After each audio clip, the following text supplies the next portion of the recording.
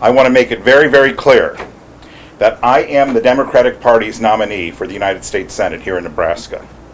And I will continue to campaign, and I will continue to fight for legislation and policy that affects every Nebraskan and every American if I do get elected to the United States Senate.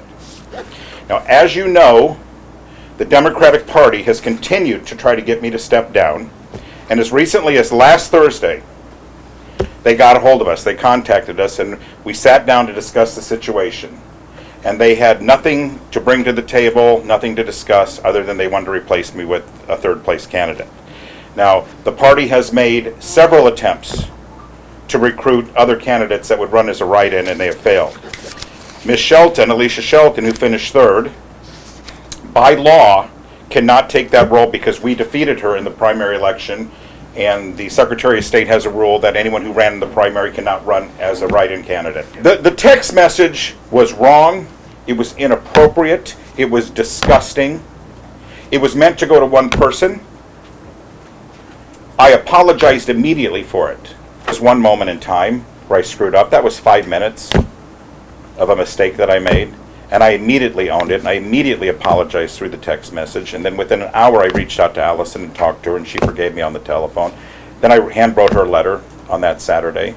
I went and met with, and a lot of people say, oh, he showed up at her house unannounced and stalked her. No, I called her to get her address and let her know I was coming over, and she agreed to come talk to me. And that is when I issued an in-person apology.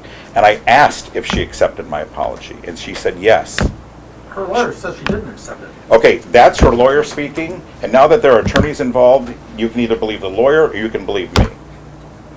She took the written apology and hung it on a refrigerator door. It mattered that much to her. Those were her words to me. Did you get any kind of a written response from her? I did not get a written response from her, no. But Chris, I've talked to her, and she doesn't forgive you. So I've talked to her as recently as this week. Okay.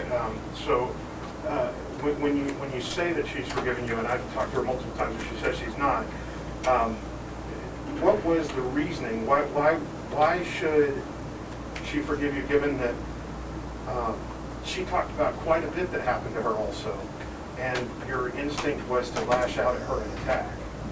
Well, the thing is, I did talk to her in person on her front doorstep. She did apologize twice, or I did apologize twice, and she accepted my apology. And I said, I don't want to continue apologizing because then apologies lose their merit. Are we good to go? And she said yes. Okay. So has she admitted that to you? Because I've read where she said I would have said anything to get him to leave. Yeah.